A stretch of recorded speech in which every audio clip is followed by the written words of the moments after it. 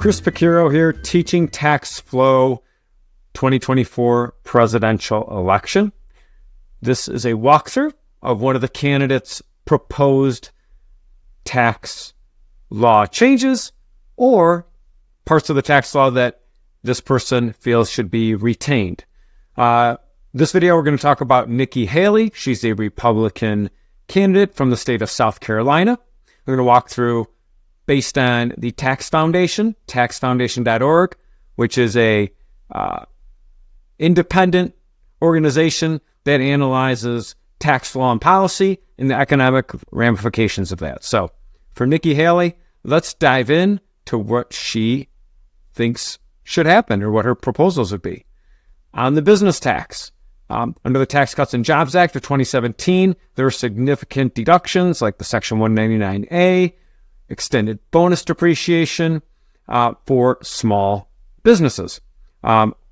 She would propose, as you can see here, to make small business relief from 2017, that Tax Cuts and Jobs Act, permanent. So we wouldn't have to extend it. That does end in 2026 as we sit right now.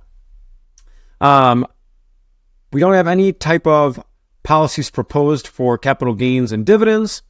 Right now, we know that long-term capital gains and qualified dividends are taxed at a lower rate, but we have no policy proposed there. Credits, deductions, and exemptions. SALT, that stands for state and local income tax.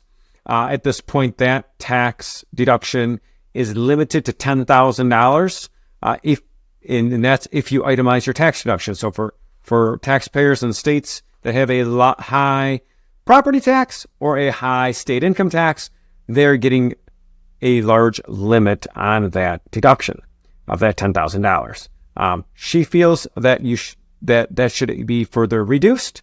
In one of her statements, just to give you an idea, it says, look at the SALT deduction. This is from a speech she gave in September. It mostly benefits high income people in high tax states. So again, that is what she feels would be appropriate.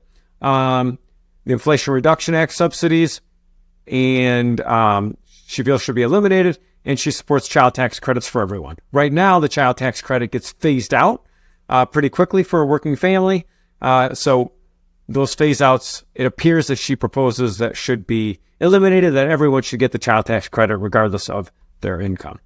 No policy changes proposed on the estate and wealth tax. Some other interesting things on the excise tax. She feels that the federal gas tax should be eliminated. And then on the individual tax, cut income taxes for working families. So I dove into that as well. I didn't see too many specific examples of what she's proposing, but does believe that taxes should be reduced for working families. Nothing on the front of payroll taxes, tariff and trade taxes, or any other tax policies proposed. So the gist of it would be, keep from the business perspective, extend the Tax Cuts and Jobs Act benefits permanently, reduce taxes for working families, make the child tax credit available to everyone, reduce the SALT tax, and reduce the federal gas tax. Thanks for watching.